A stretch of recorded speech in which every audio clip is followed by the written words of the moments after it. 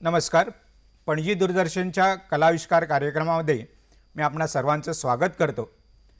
आज आपल्या कार्यक्रमामध्ये आहेत गोव्यातील एक प्रतियश असे संगीतकार ज्यांनी गोमंतकातच नाही तर गोमंतकाबाहेरसुद्धा आपलं नाव कमावलेलं आहे.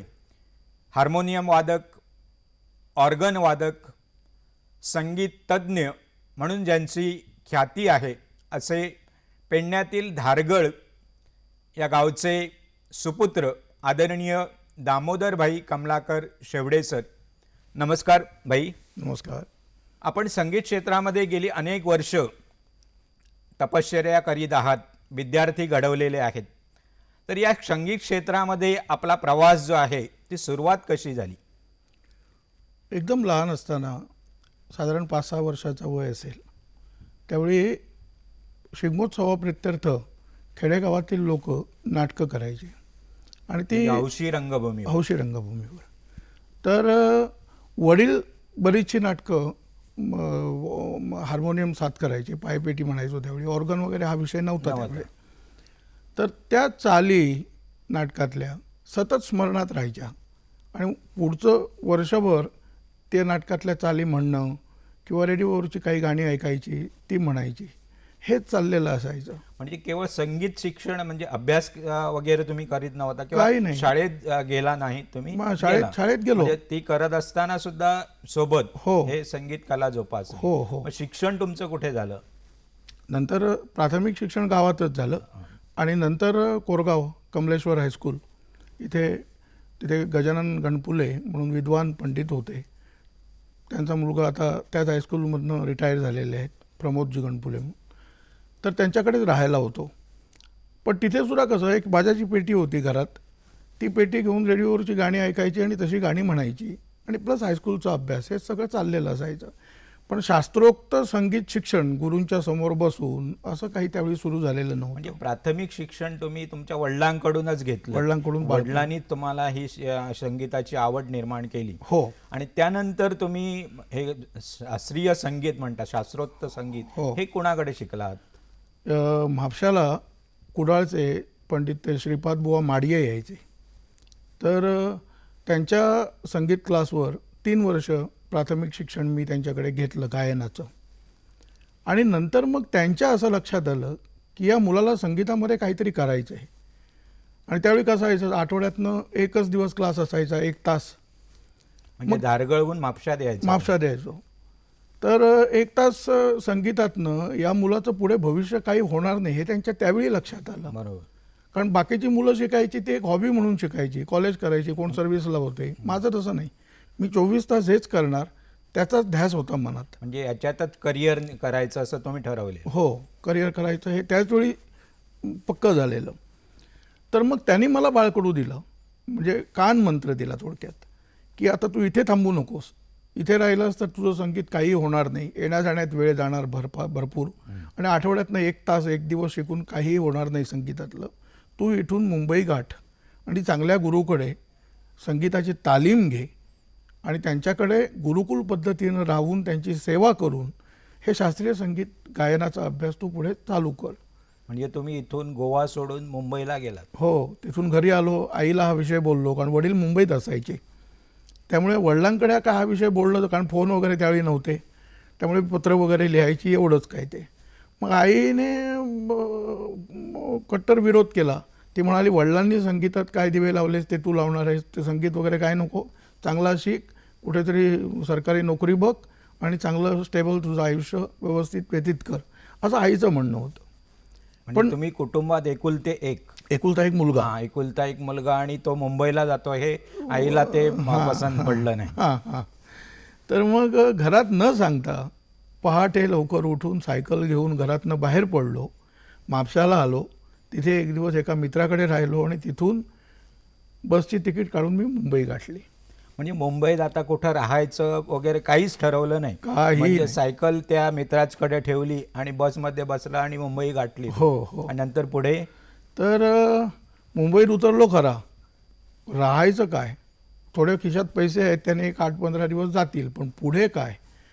पण इतकं ते ध्येय मनात असं बिंबलेलं की हे बाकीचे फालतू विषय डोक्यातच नाहीत. मी उद्या काय जेवणार किंवा रात्री काय जेवणार, आता दुपार आहे, रात्री काय जेवणार हा विषय डोक्यात नाही. मुंबईत यापूर्वी गेलेला तुम्ही? हां, मुंबईची काही भाग माहिती होता. हां हां. लहान असताना 1-2 वेळा गेलेलो, म्हणजे सहल या निमित्तानं. मग असं करता करता करता करता गिरगावमध्ये आलो आणि ज्यावेळी माडियांकडे शिकायचो त्यावेळी रागबोध म्हणून संगीतावर पुस्तकं असायची आणि माडिये बहुतांश चीजा त्या पुस्तकातले शिकवायचे. त्यावेळी त्या पुस्तकावर B.R. देवधर ऑपेरा हाऊस हा असा पत्ता असायचा. हा, तोच पत्ता तुम्ही पकडलात? हा, तो पत्ता चांगला लक्षात राहिला, कारण 3 वर्ष सतत तो पत्ता बघायचो. हा. अभ्यास करताना म्हणा किंवा आणि रियाज देवधरांचं नाव तुमच्या लक्षात होतं? लक्षात होतं. मग देवधरांकडे पोहोचलो. तिथे गेल्यानंतर त्यांचं म्हणजे अजूनही आहे ते, तर Deodhar school of Indian music म्हणून आहे. तिथे खाली संगीताचे वेगवेगळे वर्ग चालतात आणि देवधर वरती राहायचे त्याच बिल्डिंगमध्ये. पण देवधर दिसतात कसे, त्यांचं वय देवधरांचा काय, आणि तुमचा परिचय वगैरे काय बघितलेलं सुद्धा नव्हतं त्यांनी? काही नाही. मग तिथे शामराव गोगटे म्हणून हे सगळं कार्य बघायचे. तर त्यांच्याशी बोललो, असं असं मी गोव्यातनं आलो आहे, माझं इथे कोणी नाही आहे, नोकरी नाही आहे, मी गाणं शिकायला म्हणून आलो, तर इथे काही माझी व्यवस्था होऊ शकेल काय? तर त्यांनी माझ्याकडनं गाऊन घेतलं. मी साधारण त्यावेळी एक चीज वगैरे असं म्हटलं, त्यांना ते आवडलं. मग मगाशी तुम्ही म्हणालात वडील मुंबईत होते. हो. पण तुम्ही ज्यावेळी मुंबईत गेलात त्या वडिलांना वगैरे काही माहित नाही? नाही, पळून गेलेलो. वडिलांना भेटलो तर वडील परत हाताला धरून घरी पाठवणार ही भीती होती. त्यामुळे वडिलांना भेटलो नाही पहिल्यांदा. तर त्यांनी गाऊन घेतलं आणि नंतर मग ते स्वतः मला देवधरांकडे घेऊन गेले की असा असा हा मुलगा आहे, मला चांगला वाटतोय, याचं घराणं चांगलं आहे, ब्राह्मण कुळातलं आहे, तर असं असं त्यांना गाणं शिकायचं आहे, तुम्ही शिकवाल का? आणि त्याची राहायची व्यवस्था नाही आहे, तर खाली तो क्लासमध्ये राहायला येऊ इच्छितो. पण त्यावेळी प्राध्यापक देवधरांचं एक नाव होतं, बरंच आणि नाव प्रतीक यश असे संगीतकार होते, हो. आणि त्यांनी तुम्हाला शिकवायला म्हणजे शिष्य म्हणून स्वीकारलं त्यावेळी? हो, म्हणजे लवकर नाही स्वीकारलं. ते म्हणाले नंतर बघू, पहिल्यांदा तुम्ही इथे राहा, खाली माझ्या क्लासमध्ये क्लास शिकवा विद्यार्थ्यांना आणि मग बघू कसं काय होईल ते. असं करता करता 1-1.5 महिना गेला आणि त्यांनी घरी बोलवलं आणि मग गाऊन घेतलं. गाऊन घेतल्यानंतर त्याच क्षणापासून त्यांनी संगीत शिकवायला म्हणजे गाणं शिकवायला सुरुवात केली. अशा प्रकारे पहिला माझा मुंबईतला गाणं शिकण्याचा प्रवास सुरू झाला. म्हणजे शिक्षणाला तुम्ही सुरुवात केली, पण जेवणा किंवा राहण्याचा प्रश्न तुमचा कसा काय सुटला? मुंबईमध्ये एवढी मोठी मुंबई. बरोबर. ते देवधरमध्ये खाली क्लास घेत असल्यामुळे चांगल्या ओळखी व्हायच्या. तिथे काही गुजराती, मारवाडी अशी लोकं यायची, काही श्रीमंत फॅमिलीज पण असायच्या. तर तिथे विचारणा व्हायची की तुम्ही घरी येऊन आपल्या मुलाला किंवा मुलीला शिकवाल का, काय पैसे घ्याल वगैरे, व्यवहार ठरायचा. आणि आठवड्यातनं 1 दिवस त्यांच्या घरी जाऊन गाणं शिकवायचं. तिथे सुद्धा तुम्ही शिकवणी सुरू केली? शिकवणी करावीच लागली, नाहीतर महिन्याचा खर्च भागणं कठीण होतं. त्यामुळे मग तिथून अशा 5-6 शिकवण्या करायचो आणि जास्त पैसा कमवणं हे ध्येय नव्हतं, फक्त खर्च भागावा आणि शिक्षण घ्यायचं. कारण गुरूंकडे तर फी त्यांनी ठेवलेली नव्हती. त्यांनी तुम्ही इथे संगीत म्हणजे संगीताची सेवा करा आणि माझ्याकडे शिका. म्हणजे गुरूंची फी वगैरे त्यावेळी काहीच नव्हती? ते माझ्याकडे तुमच्याकडून काहीच घेत नव्हते? त्यांनी शेवटपर्यंत फी हा प्रकारच कधी घेतला नाही. पण अगदी निस्वार्थीपणाने मी त्यांच्याकडे अगदी शिष्याप्रमाणे राहून त्यांची सेवा केली. जी पडेल ते काम केलं, जे सांगतील ते आज्ञाप्रमाण मानून सगळं केलं आणि त्यांच्याकडे विद्या ग्रहण केली. आणि असं करता करता करता करता मग तेच म्हणाले की एका व्यक्तीकडे तुम्हाला सगळा विषय क्लिअर होत नाही कधी. गाण्यातले जे बाकी इतर अंग आहेत, ठुमरी म्हणा, गझल म्हणा किंवा ख्याल गायकीतले वेगळं घराणं, वेगळ्या बंदिशी, हे जर तुम्हाला शिकायचं असेल तर तुम्हाला त्या पद्धतीनं गुरु करावे लागतील. पण देवधरांकडे तुम्ही कोणत्या प्रकारचं शिक्षण घेतलं सुरुवातीला? शास्त्रीय संगीत म्हणजे स्थायी अंतरा, विलंबित ख्याल, द्रुत बंदिश, वेगवेगळे राग, परीक्षेबाबतचा अभ्यासक्रमाचे काही राग, हे त्यांच्याकडनं शिकणं सुरू झालं. पण ते म्हणाले तुम्हाला आणखी कोणाचं गाणं आवडतं? तर पटकन माझ्या तोंडातनं आलं पंडित जितेंद्र बुवा अभिषेक. म्हणजे आपल्या गोव्याचेच. त्यावेळी लहान असताना हायस्कूलमध्ये असताना त्यांचं रेडिओवर गाणी ऐकायचो आणि कुठेतरी मनात एक पाळ चुकलेली की यांच्याकडे गाणं शिकायला मिळालं तर आयुष्य कुठेतरी म्हणजे पहिल्यांदाच तुम्ही ठरवलेलं मनामध्ये त्यांच्याकडे शिकायचं. म्हणजे शिकायला मिळालं तर ठरवणं म्हणजे कारण विषय काही क्लिअर झालेला नव्हता, त्यांच्यापर्यंत पोहोचणं, त्याच्यासाठी मधली काय दिव्य पार करावी लागतात किंवा अगोदर शिकावं लागतं. बेस हा जो संगीतातला प्रकार असतो तो करावा लागतो आणि तुमचा एकदा पाया घट्ट झाला की मग तुम्ही विद्वान माणसाकडे किंवा गायक कलाकाराकडे गाणं शिकू शकता. तोपर्यंत तिथे जाऊन काही तुम्हाला कळणारच नाही, ते काय रियाज करतात किंवा ते काय गातात हे तुम्हाला काही अवगत होणार नाही. साधारण देवधरांकडे किती वर्ष तुम्ही राहिलात? 6 वर्ष. 6. मग या काळामध्ये तुम्हाला घराकडून काही तुमचा शोध झाला नाही किंवा वडिलांनी किंवा शोधण्याचा प्रयत्न केला नाही? झाला. नंतर 2-3 महिने गेले आणि कळलंच ते. कारण कसं होतं, शामराव कोकटेंकडे शिकायचो त्यावेळी ते दत्त मंदिरमध्ये जायचे आणि तिथे माझे वडील पुजारी म्हणून होते. तर त्यांची भेट व्हायची. त्यांनी सहज एकदा विचारलं की आमच्याकडे एक शेवडे म्हणून हल्लीच मुलगा आला आहे, तो गोव्याचा आहे असं सांगतोय, तर तुम्ही गोव्याचे आहात, तुमचं त्यांचं काही रिलेशन आहे का? तोपर्यंत त्यांच्या कानावर बातमी पत्राद्वारे आलेली की मुलगा मग घरातून बेपत्ता आहे. बरोबर. तर आता तुम्ही पुढे काय ते बघा. मग त्याने उशीर केला नाही, देऊळ तिथेच सोडलं आणि ते देवधरमध्ये आले, तिथे भेट झाली. मग मी हात जोडून त्यांना विनंती केली की मला गाणं शिकायचं आहे, घरी तुम्ही कळवा, मी इकडे मुंबईला आलो आहे, हे घरी कळवा, पण मला परत गोव्याला पाठवू नका. म्हणजे त्यांचे काय होतं, गोव्याला पाठवायचं, तुम्ही चला गोव्यामध्ये असे सांगायचं तुम्हाला? असं त्यांचा विचार होता. पण हे माझं सांगितलं, ते शामराव कोकटेनेही त्यांना सांगितलं, त्यामुळे ते पुढे मग घरी पाठवणं वगैरे हे सगळं रद्द झालं आणि ते म्हणाले तुला काय शिकायचं ते शिक, जेवढा वेळ तुला घ्यायचा आहे तेवढा तू वेळ घे, भरपूर शिक, माझ्याकडनं काय मदत हवी असेल तर तेही पण वडिला सोबत गेला नाही तुम्ही तिथून? नाही, देवधरमध्येच राहिलो. तो शेवटपर्यंत मी देवधरमध्येच होतो. अभिषेकी बुवांकडे शिकायला सुरुवात केली, तिथे जायचो, तो सुद्धा देवधरमधनं जायचो, तिथे शिकण्याचा जो कालावधी होता तेवढा वेळ थांबायचो आणि परत देवधरमध्ये यायचो. अभिषेकी बुवांकडे जाणं तुमचं कसं झालं किंवा त्यांनी तुम्हाला शिष्य म्हणून कसं स्वीकारलं? त्याची एक बारीकशी गोष्ट आहे. अभिषेकींचे वडील जे बाळूभाऊ अभिषेकी म्हणून प्रख्यात कीर्तनकार, त्यांचे आणि वडिलांचे चांगले संबंध होते, ते कीर्तन करायचे आणि वडील माझे त्यांना पेटीची साथ करायचे. म्हणजे वडिलांनी तुम्हाला अभिषेकी बुवांकडे जाण्यासाठी मदत केली मदत असं केली. म्हणायला हरकत हो, नाही. तेच घेऊन गेले बुवांकडे, तेच बोलले आणि हा सगळा विषय सांगितला. त्यावेळी बुवांनी सुद्धा कसं आज उद्या केलं, त्यावेळी ते सुद्धा परीक्षा कदाचित बघत असायचे. आणि नंतर 6 महिने गेल्यानंतर मग त्यांनी शिकवायला सुरुवात केली.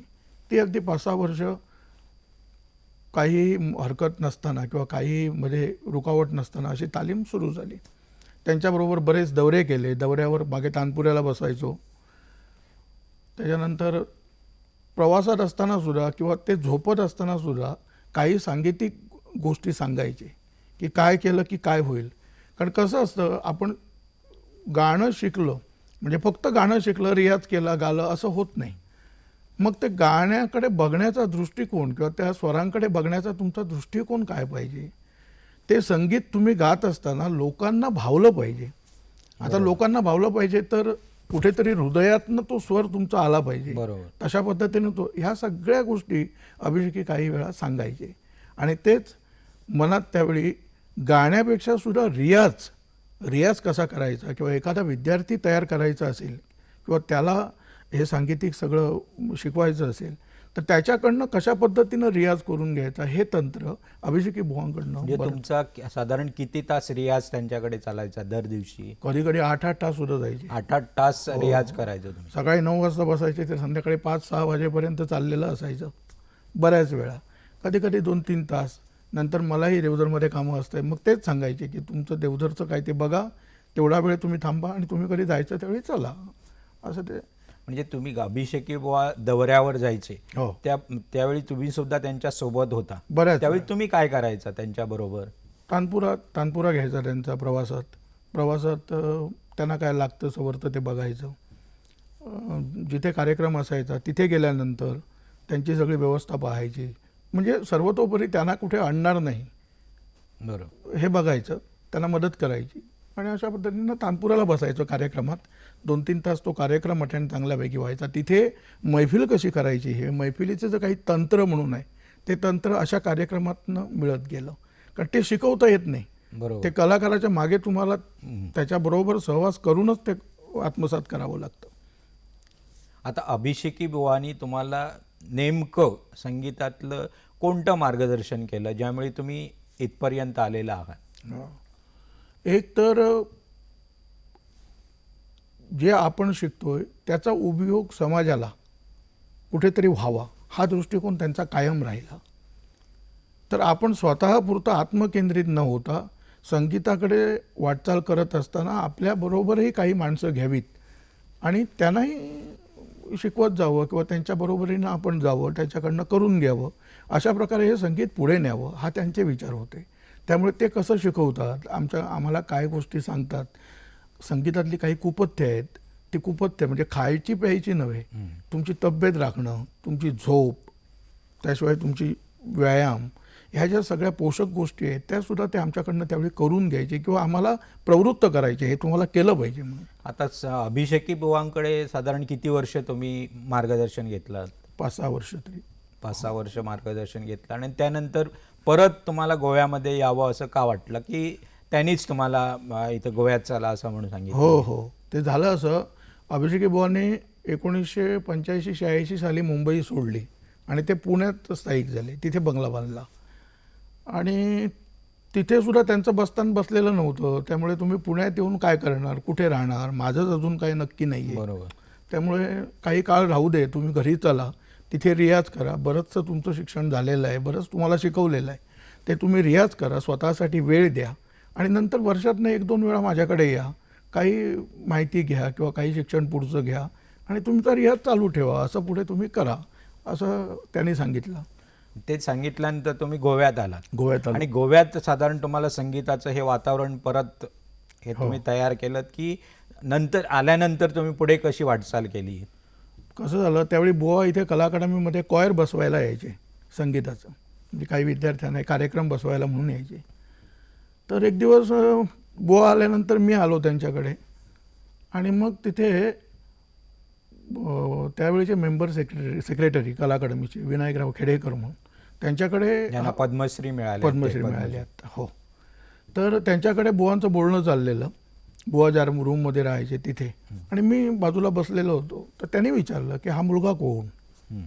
तर बुवांनी सांगितलं, हा मुलगा 4-5 वर्ष माझ्याकडे आहे, त्याशिवाय तो देवधरांकडे पण गाणं शिकलेला आहे, तिथे त्याला शिकवायचा चांगला अनुभव आहे, तुम्हाला जर आवश्यकता असेल तर त्याला तुम्ही त्याच्या संगीत शिकवण्याचा फायदा करून घेऊ शकता. किंवा असं बुवांनी हा विषय बोलल्यानंतर त्यांनी तुरंत म्हटलं की आम्हाला शिक्षक म्हणून हवे आहेत, तुम्ही कधीपासून सुरू करताय बोला, त्यानुसार. कला अकादमीमध्ये तुम्हाला ठेवून घेतलं? कला अकादमीमध्ये, पणजीला नाही. सुरुवातीला त्यांनी मला पेडणे सेंटर म्हणून दिलं, कला अकादमीचं संगीत केंद्र. तिथे 2-3 वर्ष मी कंटिन्युअस तो जॉब केला. पण नंतर मग त्यामुळे काय व्हायला लागलं, माझा रियाज होईना आणि नुसतं शिकवणं आणि 4 पैसे मिळवणं एवढंच ते व्हायला लागलं. म्हणून मग कालांतरानं ती नोकरी मी सोडली आणि माझ्या राहत्या घरीच गुरुकुल पद्धत सुरू केली. म्हणजे आता सध्या तुम्ही गुरुकुल शिक्षण पद्धती धारगळमध्ये सुरू केलेली आहे. हो. गुरुकुल संगीत समारोह सुद्धा तुम्ही त्या ठिकाणी घेता. हो. ही संकल्पना तुमच्या मनात कशी काय आली? हो, हे बुवांकडे राहूनच त्यांचा विषय डोक्यात असा यायचा, प्रत्येक वेळी ते बोलायचे की आठवड्यातनं 1 दिवस 1 तास शिकून काहीही संगीतात होत नाही, जास्तीत जास्त कानसेन तयार होतील. बरोबर. म्हणजे गाणं कसं ऐकायचं इथपर्यंतच तुमची आवड मर्यादित राहील. पण जर संगीतामध्ये तुम्हाला करिअर करायचं असेल, गाणं स्वतः गायचं असेल, तर तुम्हाला गुरुकुल पद्धतीशिवाय जी पूर्वापार चालत आलेली पद्धत जी आहे, गुरुकुल म्हणजे गुरुच्या घरी राहायचं, तिथे सेवा करायची, पडेल ते काम करायचं आणि तिथेच आपला सांगीतिक अभ्यास करायचा. ऋषीमुनींच्या काळात जी संकल्पना होती तुम्ही तुमच्या घरी राबवली. हो, अर्थात दोघांचे मार्ग वेगळे असायचे. ऋषींकडे अध्यात्म हा प्रमुख विषय होता, हा तुमचा संगीत हा विषय. तर मग बुवा म्हणायचे, मग आता गुरुकुल जर सुरू करायचं असेल किंवा गुरुकुल पद्धतीनं जर आपल्याला वावरायचं असेल तर मग गुरुकुलच का नाही संस्था स्थापन करायची. अशा पद्धतीनं गुरुकुलची मुहूर्तमेढ रोवली गेली. काही त्यावेळीचे तिथं कसं शिक्षण तुम्ही द्यायला सुरुवात केली? हो. मग विद्यार्थी कसे घडवलेत त्या ठिकाणी? काही चांगले आवाज असलेले मुलं, माझ्याच वयाचे जवळजवळ 2-4 वर्षांचा फरक असलेले असे मित्र म्हणून पहिल्यांदा घेतले. त्यांच्याशी सांगीतिक मैत्री केली. त्यांना त्यावेळी कसं असायचं, भजन हे प्रमुख मनात बिंबलेलं असायचं. म्हणजे खेडेगावातले जो विद्यार्थी घरातनं बाहेर पडतो तो फक्त भजन शिकण्यासाठी. हे शास्त्रीय संगीत, ख्याल, द्रुत बंदिश हे त्यावेळी प्रसार काही झाला नव्हता. शहरी भागात होता काल, म्हणजे पणजी, फोंडा, बिचोली ह्या भागामध्ये होता, पण आपल्या खेडेगावामध्ये नव्हता. तर असे काही मित्र मी जवळ केले आणि चल मी गातो तूही गा, हे करून तर बघ, असं करता करता त्याच्या मनात आवड निर्माण केली. असे विद्यार्थी नंतर जे चिकटले ते अजूनपर्यंत संपर्कात म्हणजे ते आहेत. तुमच्याच घरी राहायचे की नाही, जवळजवळ घरं असायची, पण बराचसा काळ माझ्याकडे असायचे. कारण कसं सगळं सोडून, शालेय शिक्षण सोडून आपल्या एका मुलाला फक्त संगीत शिकायला पाठवणं कुठचेही आईवडील धजत नसायचे. त्यामुळे बराचसा वेळ ती मुलं माझ्याकडे असायची, बराचसा वेळ संगीतात जायचा आणि मग फावल्या वेळात ते घरी जाऊन आपल्या वडिलांना कामाला हातभार करायचे, आपलं शालेय शिक्षण करायचे, कॉलेज असेल तर कॉलेज करायचे. अशा पद्धतीनं एक एक विद्यार्थी कमवला. तरी साधारण किती विद्यार्थी तुम्ही तयार केलेत या गुरुकुल माध्यमातून? गुरुकुल माध्यमातून एक 35 वर्षाच्या कालखंडात 60-70 विद्यार्थी तरी म्हणजे शिकवले. बरेच विद्यार्थी घडवले. बरेच आता केवळ संगीत या क्षेत्रामध्ये कार्य करत असताना हो. तुमचा जो कल होता नाटकाकडे सुद्धा होता. नाटकामध्ये सुद्धा तुम्ही चांगल्या भूमिका केल्यात. हे बंद रेशमाचे असेल, या नाटकामध्ये तुम्ही काम केलं. हे नाटक ही मुळात तुमच्यामध्ये आवड होती की नंतर तुमच्यामध्ये निर्माण झाली? खरं सांगायचं तर संगीता अगोदर नाटक, कारण ह्या सगळ्या ताल मी पहिल्यांदा सांगितल्यानुसार हा, नाटकातून संगीताची आवड निर्माण झाली. नाटकातून संगीताची आवड निर्माण झाली. त्यावेळी काही मी प्रोज भूमिका असलेली नाटकं पण केली. म्हणजे उदाहरणार्थ श्रीना पेंडसेंचं महापूर, त्यानंतर देवकी म्हणून, अहो मला जगायचं आहे, त्याच्यानंतर गुलमोहर हिंडतोय, अशा काही म्हणजे ज्याच्यामध्ये नाटकात संगीत नाही, संगीत ती नाही. नाटकं केली. अशी नाटकं केली. कला अकादमीमध्ये स्पर्धेमध्ये सुद्धा केली. विजया मेहता इथे मी जवळजवळ 3 महिने शिबिरासाठी सुद्धा कला अकादमीमार्फत गेलेलो आहे, अभिनयाच्या. फक्त नाटकाचा अभिनय? फक्त नाटकाचा म्हणजे विजया मेहता यांच्या मार्गदर्शनाखाली? मार्गदर्शनाखाली, हो. त्यावेळी ही सगळी मंडळी, नाना पाटेकर, विक्रम गोखले, ही सगळी मंडळी विजया मेहताच्या कंपूत होती. त्यावेळी महासागर किंवा कबीराबाईची कोठी अशी नाटकं चाललेली असायची. त्यांच्या रिहर्सल्स बाई आम्हाला घेऊन जायच्या. रिहर्सल कशा असतात, भाषण पाठ कसं करायचं, ती भूमिका कशी जिवंत करायची, नाटकामध्ये कसं इन्व्हॉल्व व्हायचं की जेणेकरून नाटक हेच आपलं आयुष्य होईल, ह्या तांत्रिक अभिनयाच्या सगळ्या गोष्टी विजयाबाईंनी त्या कालावधीत शिकवल्या. तिथून काही आमच्याकडनं प्रात्यक्षिकं करून घेतली, काही प्रात्यक्षिकं या लोकांची आम्हाला बघायला सांगितली. तर आणि नंतर मग हे शास्त्रीय संगीताचं ओढ सुरू झाल्यामुळे नाटकाचा विषय जरा मध्यंतरच्या काळात बंद झाला. आणि नंतर परत 20-25 वर्ष गेल्यानंतर अष्टगंध म्हणून अष्टगंध प्रेरणाची संस्था, तिथे दिगंबर परब, रवींद्र नाईक ही मंडळी एका नाटकाबद्दल विचारणेसाठी आली. प्रशांत मांद्रेकर आपला मांद्र्याचा. तर कट्यार काळजात घुसली या नाटकामध्ये तुम्ही भूमिका कराल का? तर म्हटलं कुठची? खा साहेब. म्हणजे त्या नाटकात ती भूमिका तुम्ही स्वीकारली? त्या नाटकात ती भूमिका स्वीकारली आणि त्या नाटकाचे जवळजवळ 110 प्रयोग महाराष्ट्र, दिल्ली, गोवा, कर्नाटकचा काही भाग, कारवार या प्रांतामध्ये सुद्धा ते प्रयोग केले. तर ती भूमिका, ते नाटक बरंच गाजलं, बक्षिसं सुद्धा मिळाली ओघाओघानं. संगीत दिल्लीपर्यंत तुम्ही गेलात? दिल्लीपर्यंत नाटक केलं ते. त्याच्यानंतर हे बंद रेशमाचे त्याचे एक 8-10 प्रयोग केले. आणि इथे नाटक हा विषय मी स्टॉप ठेवला, कारण नाटक व्हायला लागलं काय, बराचसा वेळ रिहर्सल आणि नाटक इथेच जायला लागला. म्हणजे नाटकातला एखादा जर तुम्ही संवाद जर आमच्या प्रेक्षकांना जर ऐकवला तर बरं होईल, म्हणजे तुमच्या स्मरणात राहील. ठीक आहे. कट्यारमधलाच एक संवाद की हा कट्यार म्हणजे 2 घराण्यातला संघर्ष आहे. त्यावेळी मुसलमान खासाहेब आणि हिंदू अशी ही 2 घराणी वेगवेगळ्या पद्धतीची असतात. आणि खासाहेब असतात ते मुलाला शिकवायला कसेच तयार नसतात.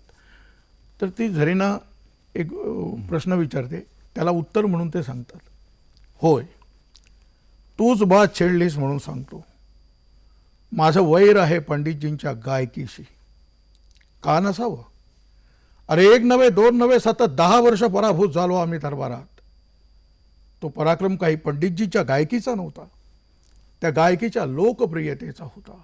अरे आमची गायकी काय तोलामोलाची नव्हती, होती, पण गेली 20 वर्ष या संस्थानात लोकांनी गाणं ऐकलं ते पंडितजींचं, गायकी मानली ती त्यांची. पिढ्यानपिढ्या तीच गायकी या शहरात पायरून उभी राहिली. तिला आव्हान देणं ही माझी पहिली मुराद आहे.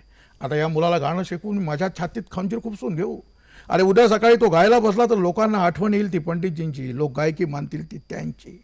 नाही झाली ना. हा मुलगा चांगला गायक होऊ शकेल, पण त्या घराण्याचा, या घराण्याची दारं त्याच्यासाठी बंद राहतील.